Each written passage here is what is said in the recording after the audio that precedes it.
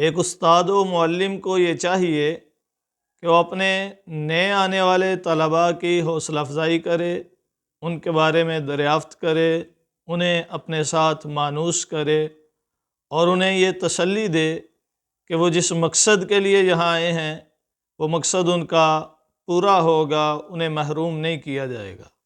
اسی طرح اپنے شاگردوں میں اگر کوئی لائق ہے، ذہین ہے، اچھا محنت کرنے والا ہے، اچھا نتیجہ دینے والا ہے، تو اس کی حوصلہ افزائی بھی کرے اور اسے بتائے کہ تو بہترین جا رہا ہے، تیری یہ کارکردگی تجھے کامیابی سے ہمکنار کرے گی۔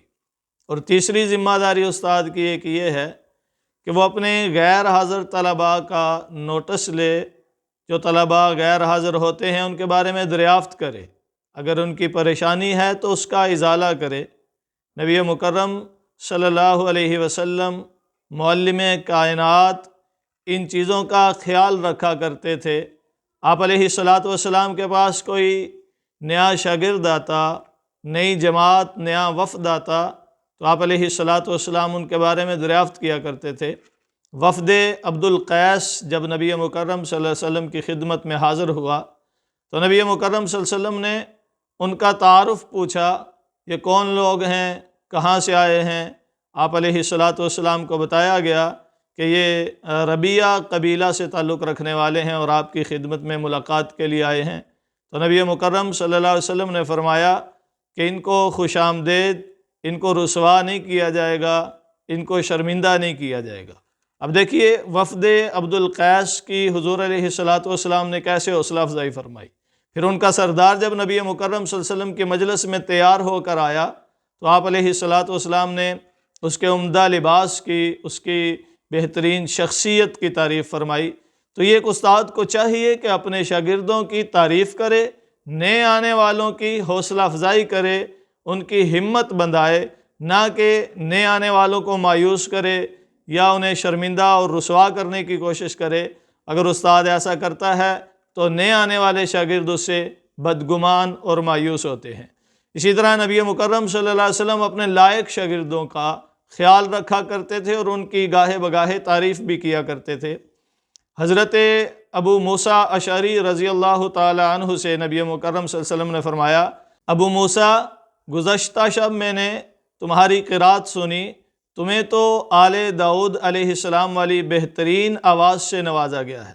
اب اس سے حضرت ابو موسیٰ کی ہمت افزائی ہوئی، حوصلہ بڑھا کہ نبی مکرم صلی اللہ علیہ وسلم کو میری قرات پسند آئی ہے۔ اسی طرح ایک استاد کو چاہیے کہ اپنے شاگردوں میں سے جو بہترین نتائج دینے والا ہے، جو محنت کرنے والا ہے، جو سبق کو صحیح یاد کر کے سنانے والا ہے، کام صحیح لکھ کر دکھانے والا ہے، اس کی حوصلہ افزائی کرے، اس کی ہمت افزائی کرے، اسے دعاؤں سے نوازے۔ نبی مکرم صلی اللہ علیہ وسلم دعاؤں سے نوازا کرتے تھے۔ کامیاب ہونے والوں کو بھی علاوہ ازیں بھی گاہے بگاہے اپنے شاگردوں کو دعائیں دیا کرتے تھے۔ حضرت انس بن مالک رضی اللہ تعالی عنہ کی والدہ ام سلیم رضی اللہ عنہا نبی مکرم صلی اللہ علیہ وسلم کی خدمت میں حاضر ہوئیں، عرض کرنے لگیں، اللہ کے رسول یہ آپ کا خادم انس ہے، اس کے لیے دعا فرمائیے۔ تو نبی مکرم صلی اللہ علیہ وسلم نے حضرت انس کے مال اور ان کی اولاد میں برکت کی دعا فرمائی، اور اللہ کے رسول صلی اللہ علیہ وسلم کی دعا کا یہ اثر تھا کہ حضرت انس رضی اللہ تعالیٰ عنہ کو اللہ تعالیٰ نے اولاد میں بھی اور مال میں بھی فراوانی بخشی۔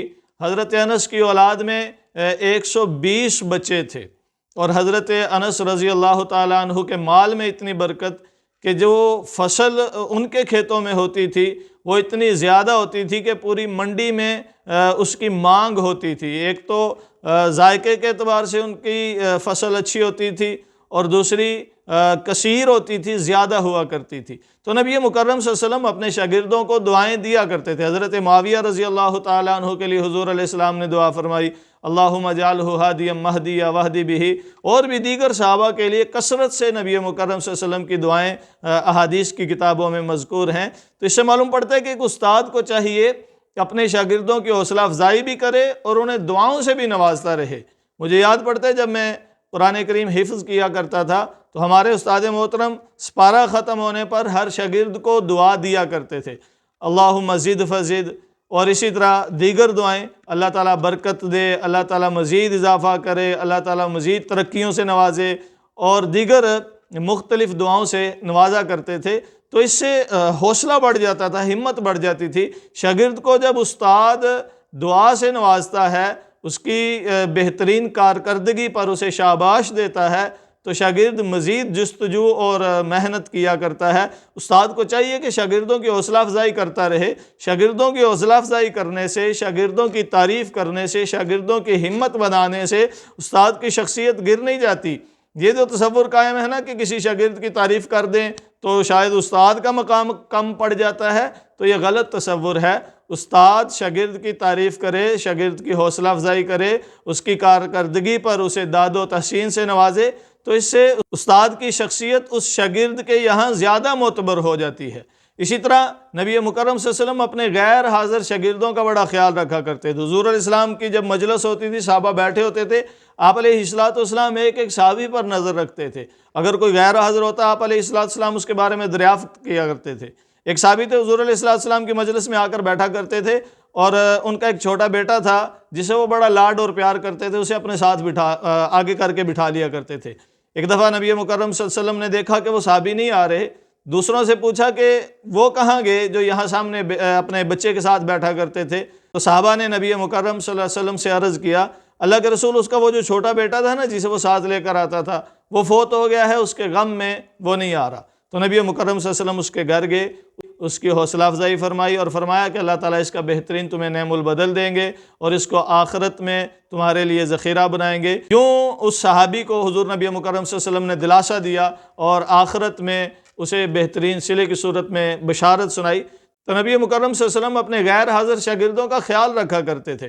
اگر کوئی بیمار ہے، اس کی تیمارداری کیا کرتے تھے۔ اگر کسی کو کوئی پریشانی ہے، اس کا ازالہ کیا کرتے تھے۔ تو ایک استاد کی یہ ذمہ داری ہوتی ہے کہ اپنے شاگردوں پر نظر رکھے۔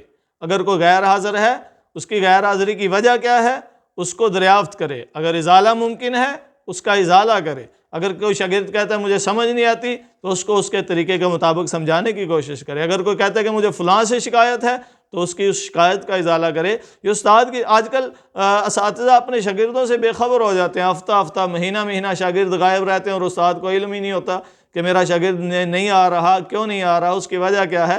تو یہ استاد اور شاگرد کا تعلق بڑا گہرا تعلق ہوتا ہے۔ استاد کی ذمہ داری ہوتی ہے اپنی شاگرد کی غیر حاضری کا نوٹس لے، اور اس کی اگر پریشانی کا ازالہ استاد سے ممکن ہے تو اس کا ازالہ بھی کرے۔